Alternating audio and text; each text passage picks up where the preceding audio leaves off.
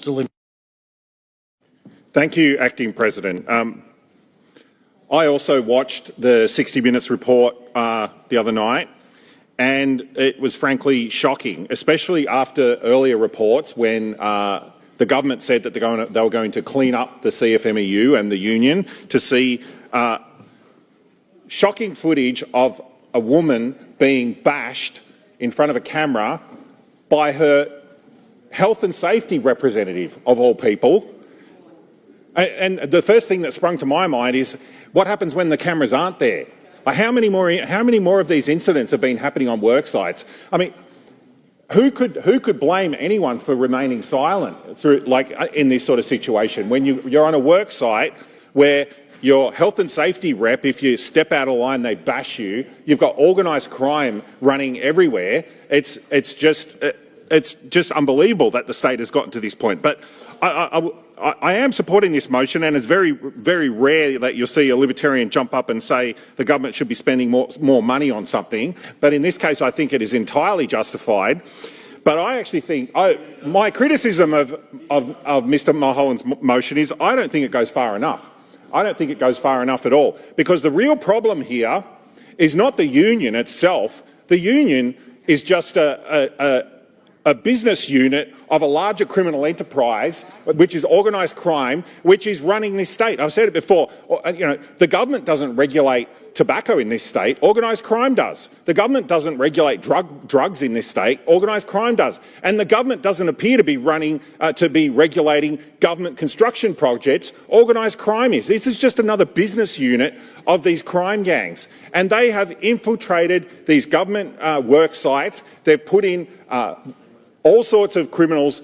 Every action that the government takes, organised crime just sees it as a new opportunity. The government passed in the last term the Gender Equality Act. Now, of all things, you'd think, oh, well, this is a really good thing. We're going to have procurement requirements on government contracts that stipulate you need a certain amount of, you need some sort of action plan to have more women on your work site. And then they've got all these other requirements in procurement contracts for, we need more Indigenous workers and all these sorts of things. Organised crime just saw that as an opportunity. They set up labour hire companies that will provide that diversity quota, and then to get your EBA, you go and talk to your local organised crime boss, boom, you got the EBA. It's just unbelievable. Everything that they do is just a new opportunity for organised crime in this state. I think that this Royal Commission just looking at the union itself will not fix it, because whatever is left after it gets cleaned out, organised crime will be back in there again, infiltrating it again, just like they've been doing in the past. And I am not, against unions. I do agree with the government that, unions are important for protecting union workers' rights and stuff like this. But clearly, in this particular sector, they have been taken over and infiltrated by organised crime. It is obvious to anyone that wants to look at it, and it's just nuts. And as Mr. Davis and Mr. Mulholland have pointed out, this money is being taken from taxpayers, from other Victorian workers and their children in the future. God knows how long it's going to take to pay off this debt that Victoria's got. We keep raising taxes, and this puts we keep hearing of budget blowouts on projects. I tell you what, this puts a very dark spin on a budget blowout. Where's that money actually gone? Where's that money gone?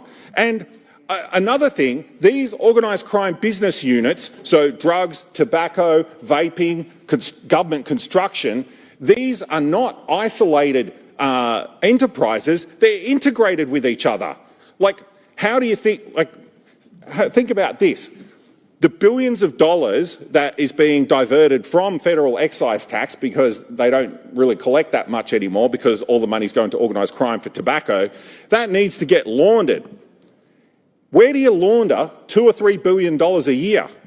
You don't go through pokies and launder it through pokies. You don't do it through wholesale fruit and veggie markets. In fact, there's only a few industries in this state that could handle that sort of laundering, and it's construction and property. That's about it. And I think that the Royal Commission really needs to look at where all this money is going.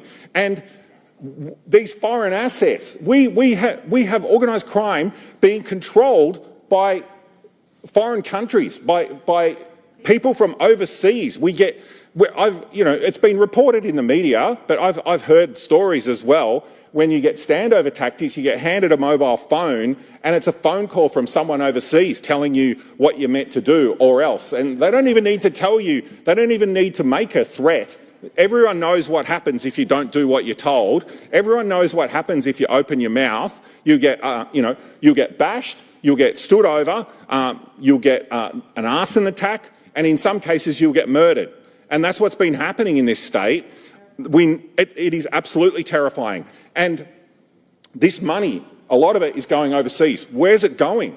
Where is it going? We've heard even recently that some of these anti-Semitic attacks that we've seen in Melbourne have been actually contracts put out on the dark web and taken up by organised crime. I mean, how far are we going to let it go in this state? I'd hate to think where this money's going overseas. We know that most of the tobacco seems to come from UAE. They don't seem to care about shipping it to Australia. Is it ending up in the hands of Hezbollah and these other organisations? We just don't know where this money's going. We just don't know. And I think that this is it's corrupted our state to the point where you cannot run legitimate businesses in many industries now without having to deal with organised crime in this state. And we have to clean it up, because you can't have a functioning union that's controlled by organised crime. You can't have a functioning capitalist, liberal democracy that is run by organised crime. You can't have innovation in new industries and technologies when it's been stifled and stolen from by organised crime. This state, the government needs to seriously look at the incentives that have been set up by their own policies and their inaction on stamping out some of this, and look at the bigger picture. It is not just a union, it is not just government construction. Organised crime has infiltrated huge amounts of the economy in this state. In fact, it's probably one of the biggest industries in the state. If you add up the money that they're stealing from government construction projects, you add up the tobacco industry, vaping, drugs, organised crime is one of the biggest industries in this state, and it's got to stop. Thank you. Ms Crozier. Thank you very much, Acting President. I was listening to Mr Limbrick.